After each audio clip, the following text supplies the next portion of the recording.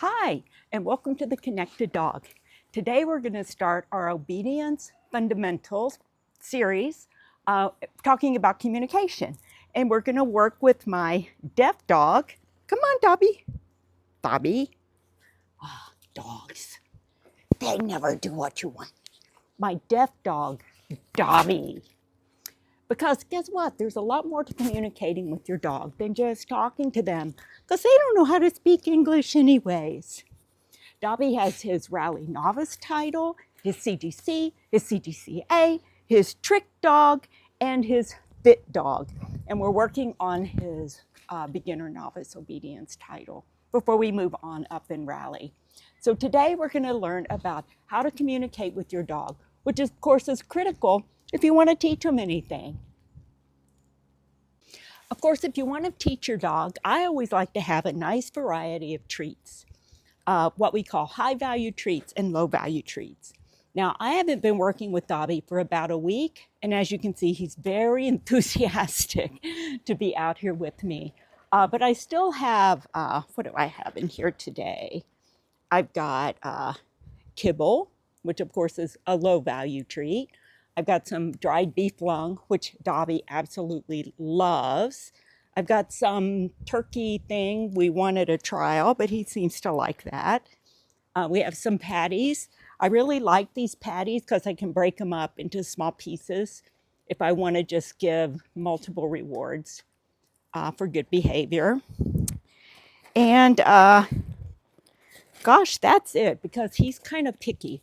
He doesn't really care for salmon or, a number of things. So he doesn't get as much variety as some of the other dogs. Come. You see, I still talk to him, even though he can't hear. So what did I learn from training Dobby? Well, what I learned is that the camera's not right. All right, let's get started. He can't hear me, of course, but so he's been trained entirely with hand signals. And one of the things I've learned from working with him together with my hearing dogs is just how important body language is. And as you're communicating with your dog, just think about it. If you're doing sit, down. Oh, good boy. So good. You're so good. That's so much easier to follow than sit, down. And that's why it's in advanced obedience where you start giving your commands this way with no body movement at all. If you're just working with your dog or doing rally, just want to have a dog that, you can go out and have fun with, you're free to use hand signals. And of course, giving them both and all the information you can, it can only help. Even in the obedience ring, I'm working with Dobby, teaching him how to cue off my legs, how to stay with my leg, follow my leg. He's not doing it now, but, well, sort of. Yeah, he's excited. You're supposed to be over here. That's the reinforcement zone. So anyways, we'll talk more about that later. The subject of today's video is establishing communication and obedience fundamentals. So of course, the first thing you need to do if you want to work with your dog is have your dog actually be interested in paying attention to you. And the way you do that is you reward them for looking at you. Oh, fly landed on his. So he looks at me. He gets a treat. And then you compare that with your marker word. Of course, with him, I don't use a marker word. But if you have a hearing dog, you'd say, yes. Treat. Yes.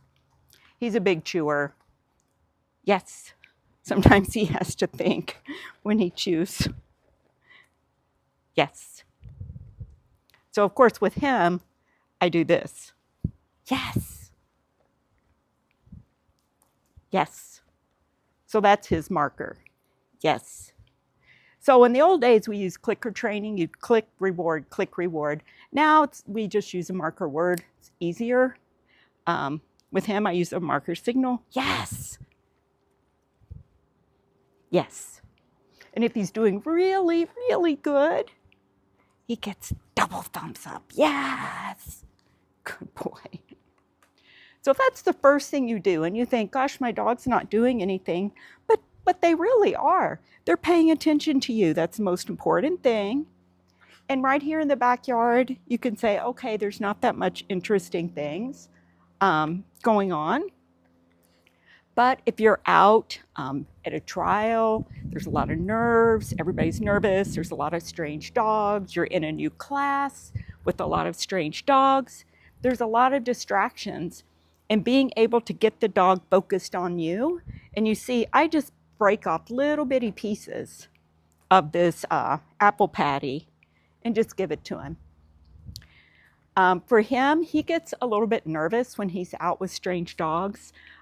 He's a rescue and clearly has a history of being attacked, probably from behind because he couldn't hear dogs coming. He's got some tears in his ears. So for him, I often have to get him calmed down, make him feel safe. And an easy way to do that is just what I'm doing right here. Just this very steady, just teeny tiny pieces, just to kind of relax him, get him oriented, let him know everything's okay. All right? So that's marker word. So with him, thumbs up. With you, you might say yes, whatever you want to say. Yes, good boy. So marker word, that's important. The second important thing is a way to release them because you want them to keep working and paying attention to you. He's sneezing. Paying attention to you. Oopsie whoopsie. Sit. Until you release them. So my release word with my dogs is break. With him, I do a hand signal. I also use the hand signal with my other dogs. So I'll say, break. Yes. And oh, you did a good job. So I clap for him. Yes. When we finish, that's how he knows he did a good job. Yeah. And lots of praise. Yeah. Good boy. Yeah. Good boy. And with my other dog, Mia, she's real high energy, so I'll throw treats and let her run around. With him, he just likes it if I just give him a body rub and let him know that he's really special to me. Yeah, yes, good boy. So that's marker words. The other marker word that you might start using is, here, Dobby. All right, here. Yes, good boy. Yes, good boy. Is that was right, but we're still working. I don't really have one with him. With my other dogs, I'll say okay. With him, it's just he assumes we're working until we stop. Yeah. So we just go from command to command, and that's how he's trained. But with your other dogs, you may say okay and keep going. With him, it's either thumbs up, double thumbs up, clapping, which means he did really, really good, or break. Yes, good boy. And you can teach your dog that it's break time. So, like I said, with my other dog, I'll throw the treats. He doesn't like it if I do that. He doesn't like change, but I still give him some movement by rewarding him with the moving treats. Yeah, and then just say, you are such a good boy. And of course, the petting, this is a reward I can give him in the obedience ring after he finishes an exercise. So it's a good way to break up the exercises and let him know he was a good boy. So those are your marker words. Yes, or whatever you choose. Break, or whatever you choose. And then for me, I'll say, okay. The second thing I like to talk about is luring versus rewarding. So luring is a way we can show dogs what we want. Yeah, so I have a treat here, his favorite beef lung. We're kind of working on him laying down in front of me. So let's try. So you see, he doesn't really know what I want. So I'm gonna lure, here, let's do it this way. He wants his treat. So I'm gonna lure him. Yes, good boy. Okay. But I want him really to lay down in front. He's so used to laying down beside me. Here. Dobby. Yes, good boy. So a lot of times just putting the treat in the mouth is since he can't hear me. And sometimes I can't get the thumbs up done. Okay, break. So let's try one more time. Here. Because with him, I have to change this into a hand signal eventually. Yeah. Yes, yes. And that's the way I want to be able to signal him. I want to be able to do it this way so he can clearly see it. Okay, break. Yes. Good boy. Here. Down. Yes. Now he gets the treats. So I'm not going to try that today. Break. But I'll eventually work that into the hand signal for down. And then for hearing dogs, once they know the hand signal, then you can start pairing it with the word. So I can do that because, of course, he can't hear me anyways. Yeah. Down. Yes. Good boy. Good boy. Yes. Good boy. Break. Yes. Good job. And then eventually work it towards just the hand signal without the treats. Do you like doing that? Will you do it for me? He did it. Yes. So now he gets the double thumbs up and the treat. Yes. Break. Good boy. Good boy. Here. So he's used to me calling him just by doing this. See if he'll do it. There. Yes, yes, yes. Good boy. So whenever he gets the double thumbs up, he knows a treat is coming. So your marker word is always followed by a treat, especially in the beginning. Break. Yes. Good job. That was really good.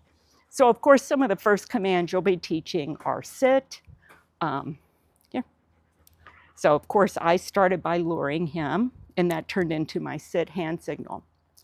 Now, one thing to realize is once you teach them the word, you have to fade out the hand signal if you so choose.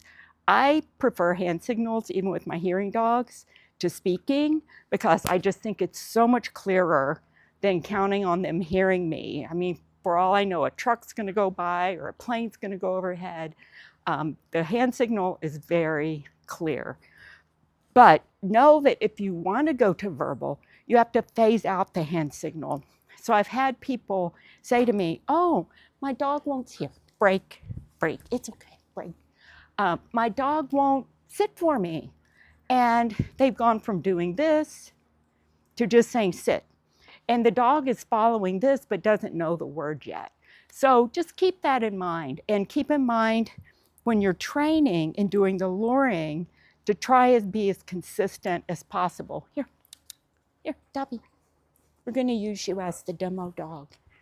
So I'm not going to go from doing this. Good boy. I'm so proud of you. There you go. To stay. To doing this, or doing this, or doing this. Or sometimes people just will go to that. You know, you have to be very clear and very consistent. Yes, good boy. Good job. Yeah, good boy. So I think we've talked about the marker words. We've talked about luring. We've talked about consistent body position. Of course, once you don't lure anymore, then you can go to rewarding, like I did with him on going down in front of me. So I'll say a word about negative reinforcement because I see it's primarily the very beginner students, the more advanced students, and of course, as you move higher up in the ranks, it's much more rare to see people using negative reinforcement. But especially with beginner dogs, imagine if I told Dobby to do something. Here. Like, say I didn't even give him the right signal, but he doesn't really know down yet. If I did. So, okay. So, see, he just came and walked up to me. probably because my signal wasn't clear. And yeah, I could give him a big yank on his collar and say he didn't do it right. But the problem is, when you do that, they don't really know what you want. They only know they did something wrong. I don't think, especially poor Dobby here, he can't connect the two. He can't say, oh, she really wanted me to lay down. All he knows is she's really unhappy with me. And I kind of liken it to, imagine your navigation. If you're driving down the road and it only tells you when you turn the wrong way, you'll never get there. And what will you probably do? For me, I'd probably give up and stop like at the first brewery or wine bar or something I saw and say, forget it, I'm not even going to try. And that happens to a lot of dogs. They'll just shut down and go hide in their crate, not want to work, hate coming out to work with you. So, you know, I just ask that you think about it from the point of view of the dog, and ask yourself, did you give them a clear direction? Because 9 times out of 10, it's us, isn't it? Yeah, it's not these boys. Yeah. Okay, that's it for today. Thank you. This is a first in our series. I'll be going through obedience fundamentals and then how to prepare for the CGC test. Thanks. Bye-bye.